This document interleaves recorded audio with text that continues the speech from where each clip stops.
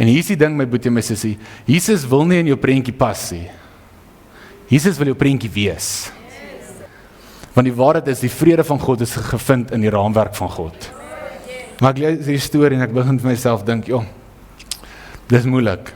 Want hierdie man, onthou hy was geleer, jy moet jou naaste lief hê en jy moet jou vyande haat.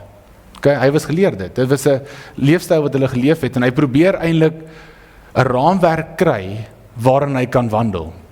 Okay? Hy probeer 'n manier kry om dit wat hy glo in hierdie prentjie in te laat pas. Okay? En hier is die ding, my boetie en my sussie, Jesus wil nie in jou prentjie pas nie. Jesus wil jou prentjie wees. Alright. Hy wil nie in jou raamwerk inpas nie. Die woord van God is die raamwerk. En die probleem kom in as ons leefstyl probeer so leef dat ons Jesus in dit in kan werk, om dit gemaklik te maak vir ons, om dit makliker te maak, dan begin hierdie dinge inkom. Maar die oomblik as jy sê, Here, ek wil hê U moet my raamwerk wees, ek wil hê U moet die een wees en ek wil my lewe in dit inbou, dan begin dit ons lei. Want die waarheid is, die vrede van God is gevind in die raamwerk van God. Die vrede van Jesus Christus is gevind in Jesus Christus. Ons kan nie in ongehoorsaamheid leef en uitroep en vra, waar is die vrede nie? Dit werk nie.